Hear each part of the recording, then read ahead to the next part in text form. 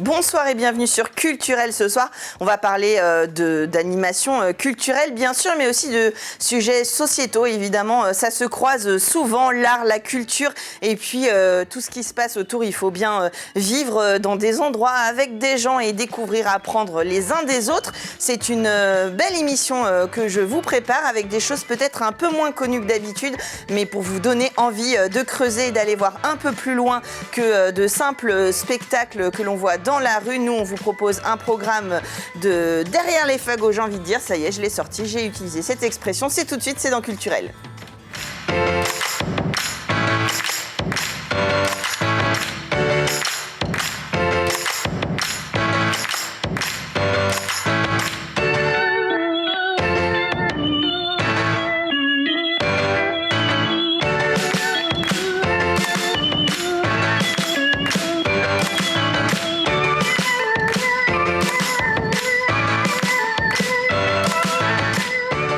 Et on commence sur ce plateau avec Céline Levrard. Bonsoir. Bonsoir. Vous êtes la directrice du CAUE de la Sarthe. Alors, on vous voit régulièrement sur LMTV. Mais bon, pour ceux qui, je sais pas, seraient venus d'une autre planète ou étaient avec Pesquet sur la Lune, on peut peut-être rappeler juste en quelques mots le CAUE.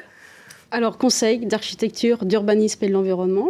Et donc, on est une association qui est là pour valoriser la qualité de notre cadre de vie au travers donc, de l'architecture, de l'urbanisme, de l'environnement, du paysage, du patrimoine et auprès de tout public. Donc, autant les particuliers, les collectivités locales, les enseignants, les jeunes publics, les enfants, voilà, les professionnels. Alors, vous venez pour nous parler de ça, du prix aperçu de la Sarthe 2021. Justement, on y retrouve plusieurs catégories que sont l'architecture, l'aménagement et le patrimoine, parce qu'il y a aussi un volet patrimonial dans le CAUE avec des visites parfois pour découvrir l'existant et savoir comment un petit peu le préserver ou le redécouvrir? Oui, tout à fait. On est un département qui a un patrimoine très remarquable et assez riche, en fait. Et donc, effectivement, on a tout ce volet-là, en fait, patrimonial, qui demande à être, effectivement, valorisé, expliqué et montré, en fait, au grand public. Donc, on a la chance, en interne, en tous les cas, d'avoir des architectes qui sont plus spécialisés, on va dire, dans le patrimoine, parce que c'est quand même un travail pointu, particulier et aussi très technique. Et donc, voilà, on donne la possibilité, effectivement, à tout le monde de pouvoir découvrir le patrimoine sartois. Alors, votre équipe, elle est constituée d'architectes, d'urbanistes, paysagistes.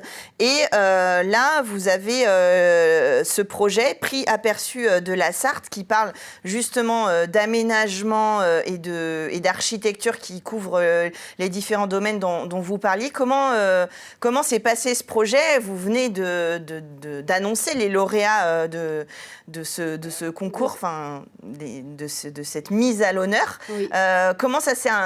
Comment s'est déroulée cette aventure? Alors, en fait, le prix aperçu, c'est la première fois qu'il est nommé comme ça parce qu'à l'échelle régionale, on a une union régionale des CAUE et donc on voulait coordonner l'ensemble des prix départementaux et donc on a nommé ce prix-là, donc le prix aperçu. Et donc, normalement, voilà, c'est le prix départemental, en fait, de l'architecture, de l'aménagement et du patrimoine. Et donc, il a lieu tous les 4-5 ans en Sarthe, donc là, c'est la 3e édition.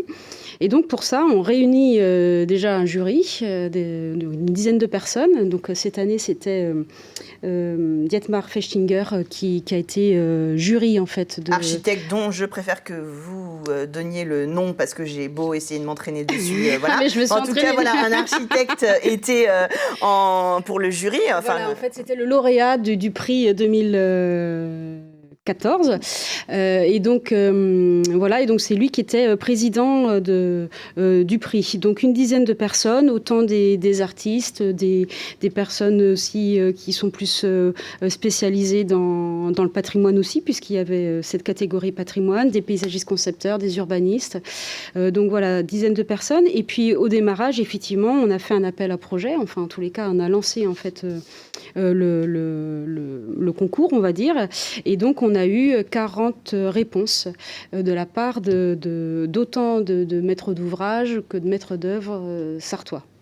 Voilà. Alors, c'est vrai qu'on voit dans les dans les lieux qu'on peut découvrir. Donc, il y en a quelques-uns du patrimoine, il y a quelques lieux privés, quelques maisons privées, et puis il y a des salles dites polyvalentes, enfin des salles de mairie, voilà. Il y a des aménagements d'écoles, de collèges. Donc, en fait, on voit que ça touche vraiment, c'est des problématiques qui nous touchent au quotidien, et ça permet aussi peut-être de regarder différemment des choses qui sont à côté de chez nous, qu'on avait juste regardé pour leur fonctionnalité de tous les jours, sans vraiment prendre le temps de bien la regarder. Tout à fait, l'architecture, en tous les cas, ou l'urbanisme, ou le paysage, il est tout autour de nous. On vit dedans, on vit à travers d'eux, et donc du coup, effectivement, c'est une façon de pouvoir mettre le doigt sur, ou interpeller en fait le particulier sur la richesse de notre architecture sartoise, en tous les cas sur la qualité, puisque ce prix a pour volonté en fait de mettre en avant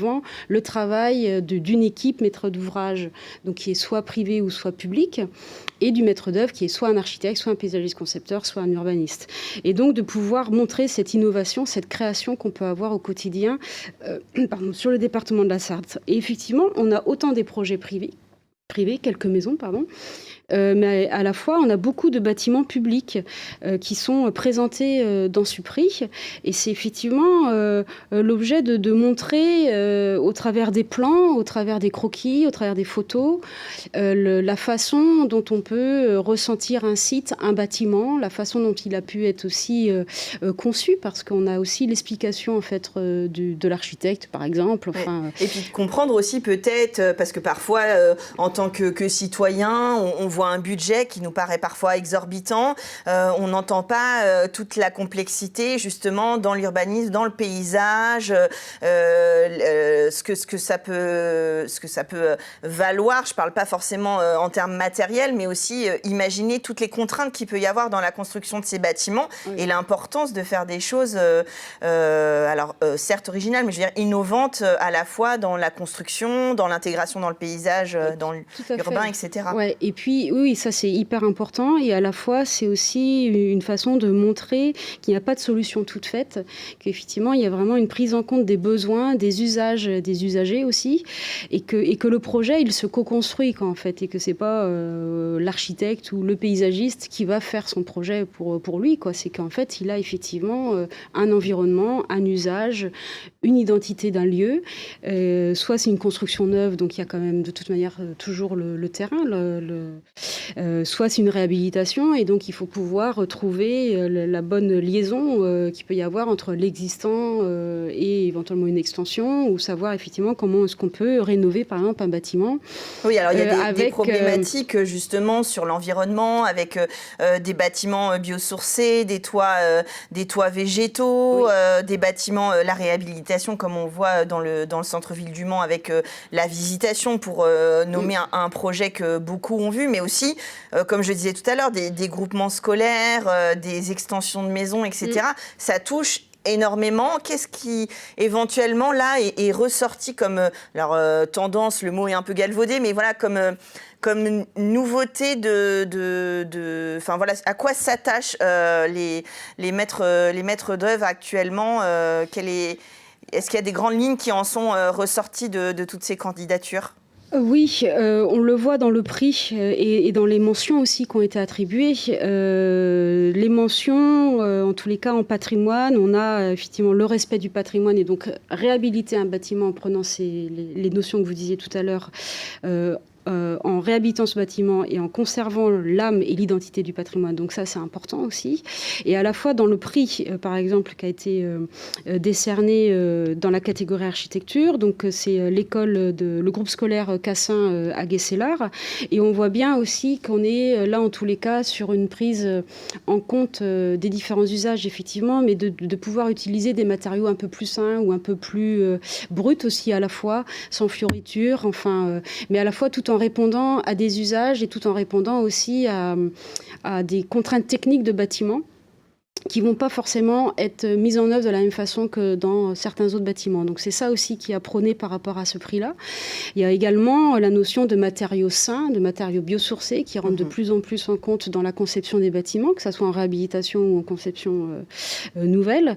Et donc c'est vrai que le jury s'est attaché aussi, en fait, finalement, dans le choix, à mettre en avant ces ouvrages qui sont un peu plus dans le respect de la façon dont on peut habiter aujourd'hui et qu'on doit, je ne sais pas si on doit, mais en tous les cas, aller dans ce sens-là. Oui, il y a un questionnement, comme dans beaucoup de domaines aujourd'hui, évidemment, sur les matières, les usages, les formes, et tout ça se réinvente régulièrement. Alors, il y a une exposition, donc il y a ce joli catalogue qui parle des lauréats, et puis il y a une exposition qu'on peut voir jusqu'à quand? Jusqu'en novembre? Jusqu'au 31 décembre. Jusqu'au 31 décembre, voilà. Sur les grilles de la rue Victor Hugo au Mans. Et puis cette exposition, elle a vocation justement à aller un peu partout en Sarthe pour montrer avec des panneaux qui permettent avec des QR codes d'aller voir plus d'informations sur les bâtiments pour découvrir toutes ces architectures et les notions dont vous parlez pour en apprendre un petit peu plus, que ce ne soit pas juste une jolie image du bâtiment. Tout à fait. Alors c'est vrai qu'on a travaillé pour attirer un petit peu justement l'attention du public en choisissant, on va dire, une jolie image. Bien sûr, il faut dire quand même que la plupart des bâtiments ont une esthétique quand même donc particulière. Donc on a voulu travailler de cette façon-là, en noir et blanc aussi, et avec ce principe d'avoir une exposition à l'extérieur qui permet aussi justement de vulgariser un peu plus, on va dire, la notion d'architecture ou de paysage qui peut faire peur un petit peu ou qui n'y attire pas forcément beaucoup de personnes. Et donc du coup, le fait que ça soit en pleine rue comme ça permet aussi de favoriser et de développer cette discussion autour de l'architecture, du paysage, du patrimoine, etc. Et donc la volonté, c'est effectivement qu'elle puisse tourner dans la Sarthe. Soit dans les communes. L'idée, c'est que les communes puissent faire appel au CAUE et qu'on organise l'itinérance de cette exposition. Ça peut également être dans les écoles. Enfin, l'objectif, c'est qu'elle tourne le plus possible et que le maximum d'habitants sartois puissent découvrir cette exposition. Alors, avec effectivement le QR code qui permet de renvoyer à notre site internet et d'avoir plus d'informations. C'est ça, c'est ce que j'allais dire. Sur le site Aperçu 72, vous avez l'ensemble, vous avez le catalogue, l'ensemble des bâtiments qui sont présentés, et ça permet déjà aussi de découvrir ceux dont on parle brièvement là, d'avoir des petites notes du jury qui sont intéressantes, des analyses, et un peu plus que l'image que vous avez choisie en présentation dans l'exposition. Voilà, tout à fait. Et je voulais dire aussi que le catalogue, il est disponible au CAUE, il est gratuit. Alors le CAUE se trouve au Mans. Au Mans, 1 rue de la Mariette. Voilà. 1 rue de la Mariette, voilà. Tout proche de l'exposition. C'est ça, si vous craquez dans l'exposition et que vous avez envie de récupérer le catalogue, et puis l'occasion de découvrir le CAUE qui est ouvert aussi au public, et vous pouvez avoir des renseignements sur toutes ces notions dont on a parlé, architecture, urbanisme, patrimoine. C'est pas que pour les architectes et puis les institutionnels ou les villes, etc. Le grand public est aussi friand de ces infos. Et puis c'est important, même si on n'a pas de projet, d'être alerté sur cette notion architecturale, parce qu'on vit avec, et que du coup, autant valoriser ces lieux. Merci Céline Leroy d'être venue nous en parler sur le plateau. Je vous invite donc à découvrir rue Victor Hugo toutes les infos, et sur le site du CAUE et Aperçu 72. Nous, on continue tout de suite avec un autre projet dans Culturel.